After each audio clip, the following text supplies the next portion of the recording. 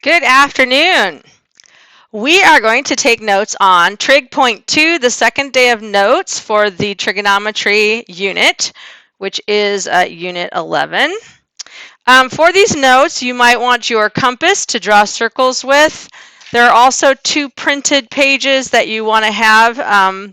One of them, the compass direction page, and the other one, the compass application. I'll be using those when going over those two things. All right, so starting with Roman numeral 1, get this straight. Arc length formulas. There's actually just one that we're going to learn today, arc length formula. All right, so your arc length formula is S equals R theta. And in this, lowercase r is the radius of the circle that contains the arc. And so this will be in length units, like inches or feet. The S is the arc length, and this will have the same length units as the circle, as the radius of the circle. Okay, and then theta, in this case, is the measure of the angle that we call it subtends, that subtends the arc. And this is in radians. So this is one of the formulas we learn that we learn in radians. Okay, so we need to learn a little bit more about arc length and circles. So I'm going to draw a circle right here in the notes, not super big, just big enough for us to label. There we go. And there is the center of my circle. Okay, so if we just mark off a random arc here, there's one side of the angle, there's the other. Okay, so this is a circle. So the distance from the center to any edge point is the radius of the circle r. So that one or that one. The measure of the angle that subtends the arc is this angle right here. That's our theta in radians. And then the actual arc length goes along the edge of the circle, and it's bounded or subtended by that theta. Now there's a couple things you need to know. First one is when you're deciding what your theta is, how big that one is, your default angle theta is the acute angle. So we don't go the other way more than 180. It's always the short way around. And the second thing you need to know is that there is no initial or terminal side of the angle. Terminal side of what we call a central angle.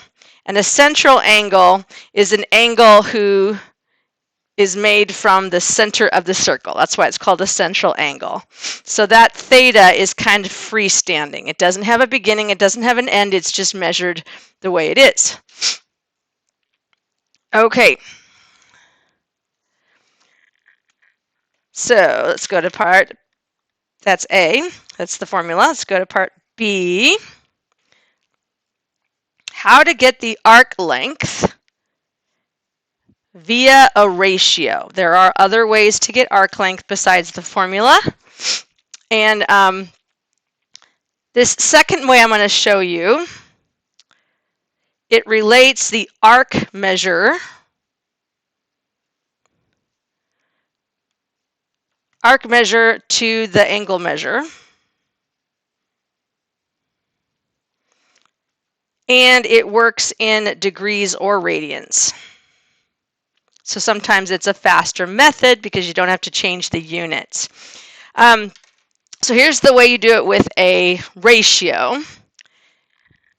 Your arc length with some kind of units over the circumference of the circle, which is 2 pi r, is equal to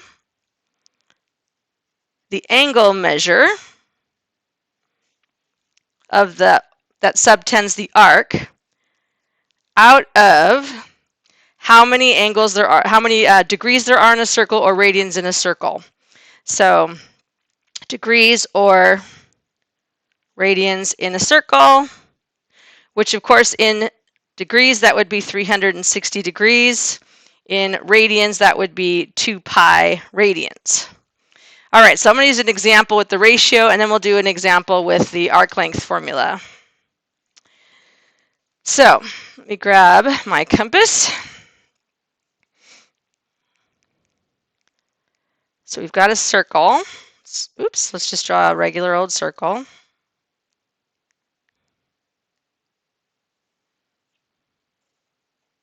My stylus is getting dull. Too much use. There we go. So we have a circle. And we've got some mystery wedge piece of that circle. What we know about it is the arc length from edge to edge is 4. And we know that the radius of the circle equals 5. And we can call it 5 inches. That will work. And our goal is to find theta. And unless they specify degrees, we're assuming radians. So to find theta, let's first use the formula. We'll use that one first. So S equals R theta. So filling in our numbers, 4 equals 5 times theta in radians. So divide both sides by 5.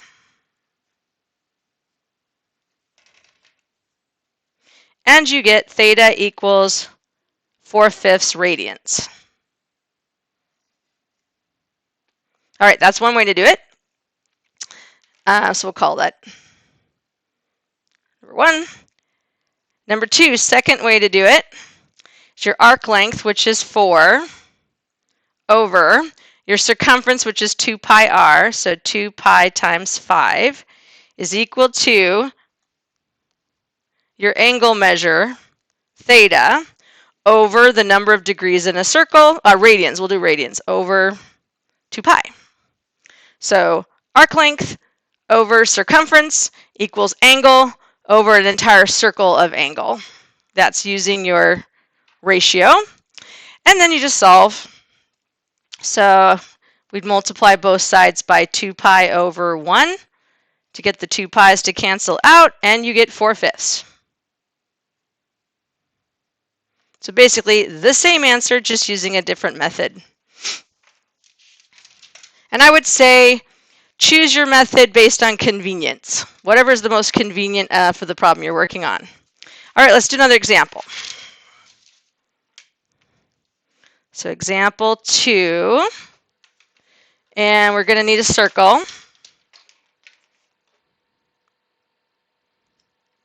Grab my compass and make a circle.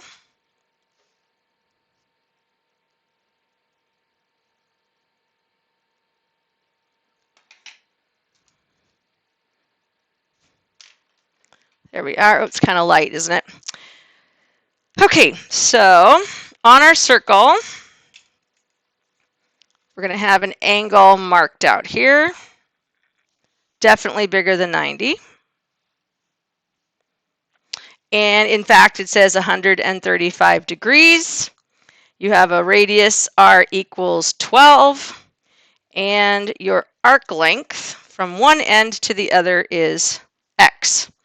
And we want to solve for x. And when they give you the angle in degrees, you have to assume that everything's in degrees. Now, but x is actually an arc length. They didn't tell you the units on the radius, so X has whatever units that the radius does. If it's feet, X will have feet. Inches, X will have inches. Okay, because they gave us the angle in degrees, you can take the extra step and convert from degrees to radians and use the S equals R theta, or you can use the ratio and then you don't have to convert, which is a little faster. So remember the ratio, arc length over circumference, which is 2 pi r, equals, in this case, the angle in degrees out of the number of angles in a circle in degrees. Okay, so arc is x over the circumference, so 2 pi times 12, which is the radius, equals the angle, which is 135 degrees out of 360. So it's actually faster if you have a degree angle to use the ratio because you don't have to do a separate conversion step. All right, so solving for x, 2 pi times 12 is 24 pi, so I'm going to multiply by 24 pi over 1 on both sides. So that cancels. So x equals 135. Now notice the degrees cancel, and that's a good thing because remember x is actually a length. So we kind of want those to cancel out. So 135 times 24 pi over 360. Now if they say they want an exact answer, then you're going to leave the pi in place. It will be just units. If they want a decimal answer, you'll use a calculator or 3.14 and calculate that in there. As it is, though, we need to be able to reduce something like this. 135, let's see, 5 comes out of 135, 27 times? Yeah, 27. And then 24, of course, we could do 12 times 2. No, wait, 25 times, hold on, 27 times 5. Yep, that's 135. So 24 is 12 times 2 times pi over 360, which is 36 times 10. So 2 times 5 for the 10, and I'm going to do 12 times 3 for the 36. So I can divide a 5 out, a 2 out, a 12 out, and then 3 goes into 27 9 times. So I'm left with 9 times pi units.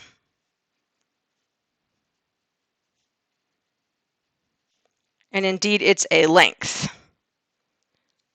Okay, moving on.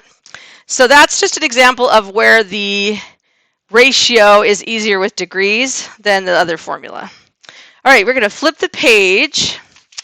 And we're going to do compass direction because a lot of your questions are going to use a compass, and not all of us were trained on a compass when we were in Boy Scouts or Girl Scouts, so you may or may not know some of this. Okay, we all know north, south, east, and west. That's pretty easy. If you imagine, this is straight up and down on your coordinate plane. This is left and right. So this would be this line here and this line here would be roughly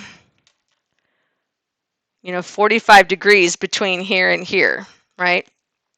So this location, when you name it, you always name north or south first and then which way. So this one would be northeast because it's north and it's halfway between north and east. This one here would be northwest. This one, now once you get to the bottom part, you use south. So this would be southwest and this would be southeast. Okay. So now I want you to take a ruler and I want you to draw a line along the inside part of the star here, pretty much on all the in parts of the star, because we're going to learn some directions you may or may not know.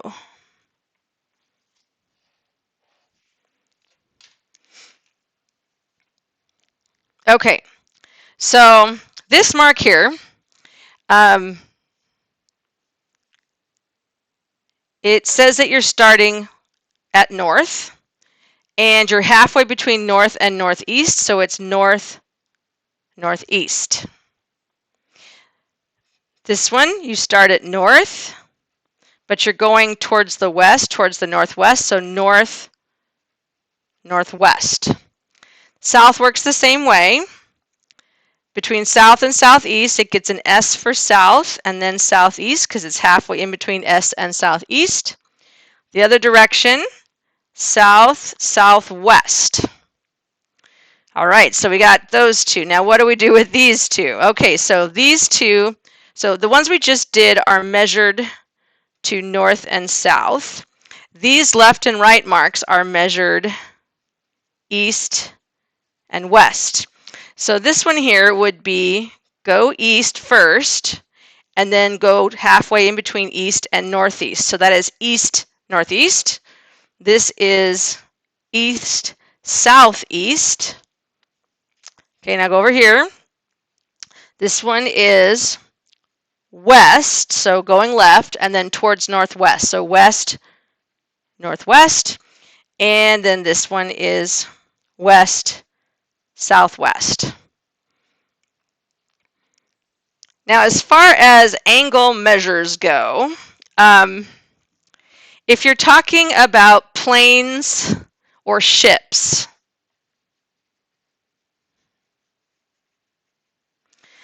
planes and ships track everything they do from due north.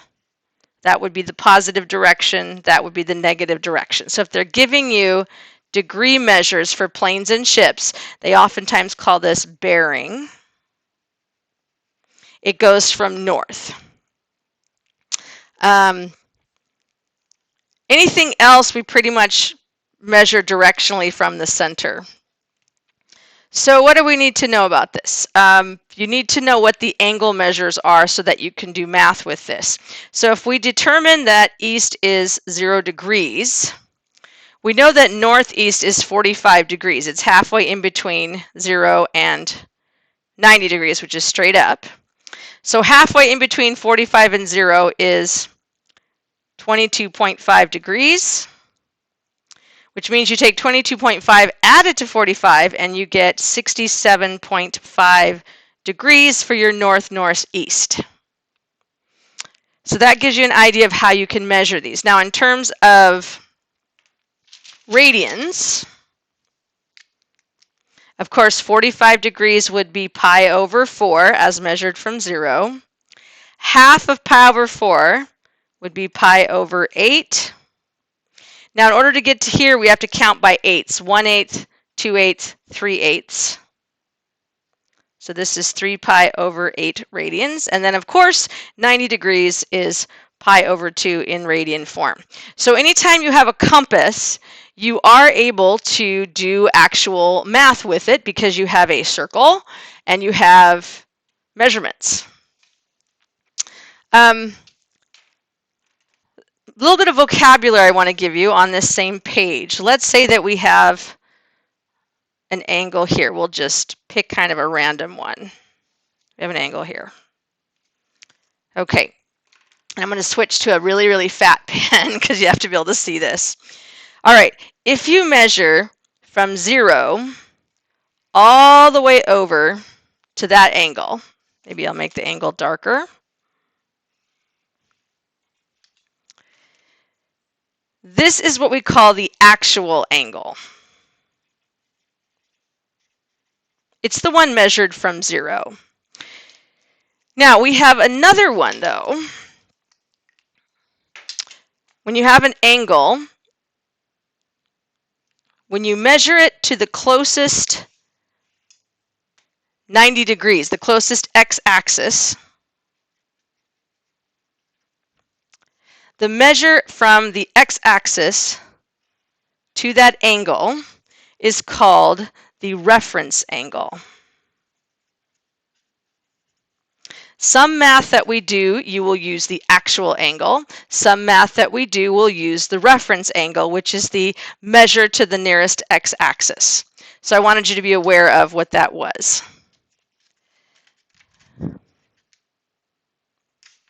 Okay. And flip the page. All right, we're going to do an application problem. Compass application. Says, looking at the sketch above, if the bearing from A to B is north 37 degrees, 45 minutes, 30 seconds east, the radius of the horizontal curve is 500 feet, and the arc length is 482.07 feet. What is the direction from B to C? So direction means how do we get from B to C? What is the angle? Okay. So let's put some of this information on the graph. First thing I'm going to do is make A, B, and C little points here. So the bearing from A to B. Okay, so what we're going to do is anytime they mention direction floating in space, we're going to draw ourselves a pair of axes that will represent the compass. So this is a compass. We've got north and east here. And it's 37 degrees, 45 minutes, 30 seconds from there to B. So it does say bearing. So when you mention bearing, you measure that from the north. So from here to here, to get from A to B, is 37 degrees, 45 minutes, 30 seconds. We will have to change that if we're going to use it, because you can't use DMS notation with your calculations. Okay, then it says the radius of the horizontal curve is 500 feet. Okay, so if I make this the center of the circle, I draw a line from here to the center and from here to the center, for that matter. They're both 500 feet. That would be your radius. Okay, furthermore, it says that the arc length is 482.07 feet. So this is the radius of the and then we know it's arc length because it's a horizontal curve. So we're talking from here all the way to here is 482.07 feet.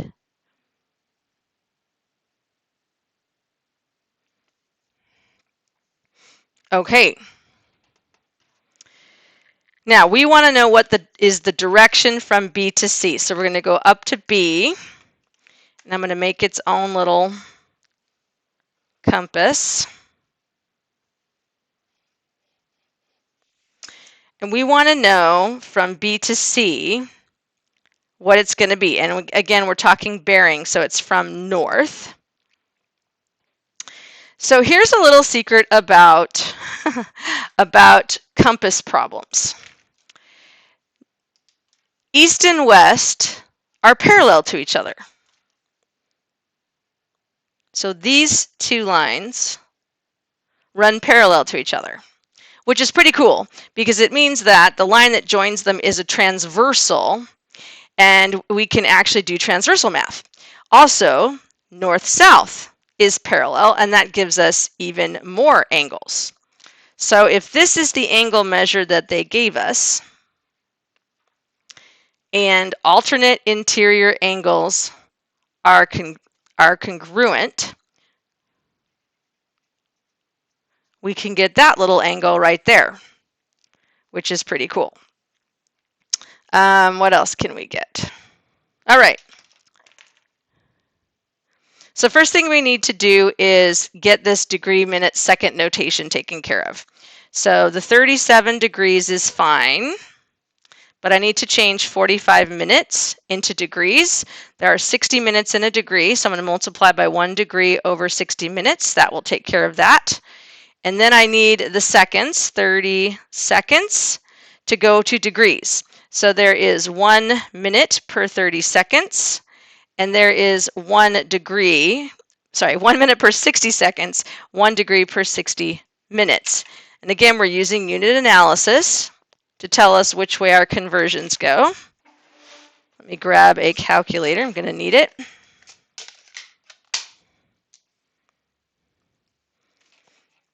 And if you want to get it into your calculator in one step, it's easier if you start from the right and go backwards.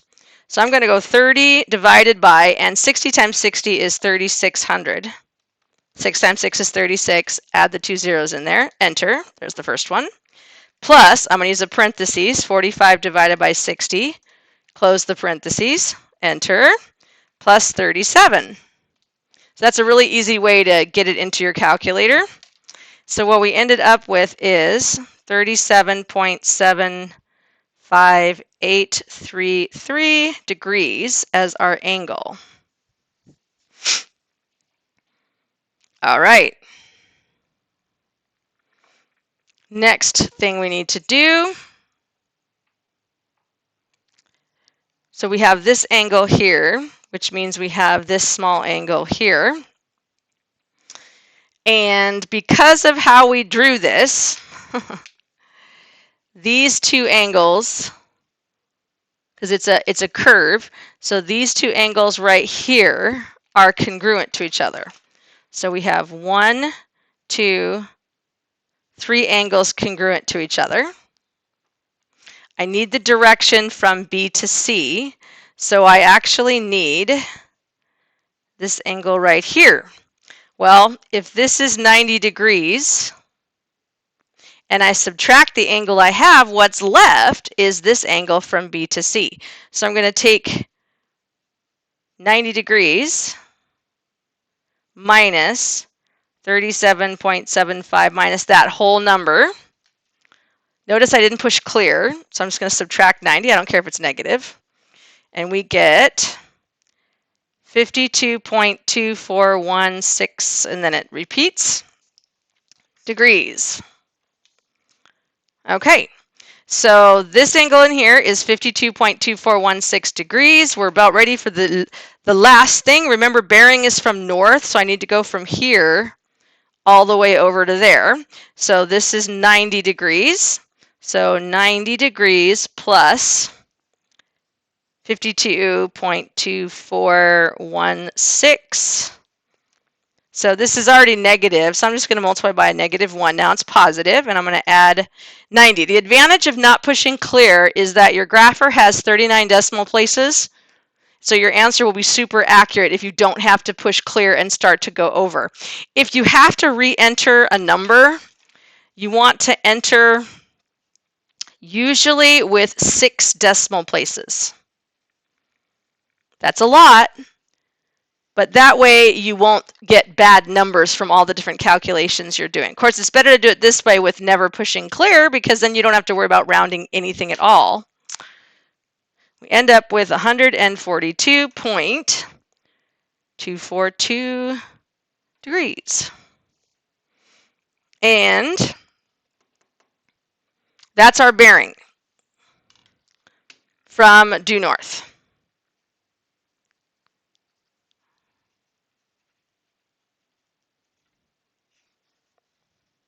And again, I picked bearing because they started with bearing. So you do have to be a little bit careful how they want to do it. If they wanted it from compass heading, let's come down here. They want it from a compass heading. Your answer is going to be a slightly different form. So you've got your compass here, and you have east, and you have, you have south, excuse me, south, and you have east, and your angle is clearly going this direction. It hasn't quite made it that far yet. So usually what you would say is if you're going this direction, it would be east towards southeast. And then you would do the 52.242 degrees. So you do have to kind of watch what form they want things in. Okay. Lots of sketches. Once again, remember that in a compass, North-south is parallel with north-south. So with a transversal, all those alternate interior angles are congruent. Same side interior angles are supplementary. Corresponding angles are congruent. Alternate exterior angles are congruent. All that good stuff works with the north and south lines as well as the east to west lines. And it helps if you draw it on graph paper to really get an idea of the direction. But you can see how your geometry is really helpful with compass problems. All right, that is it for today. Have a good rest of your day.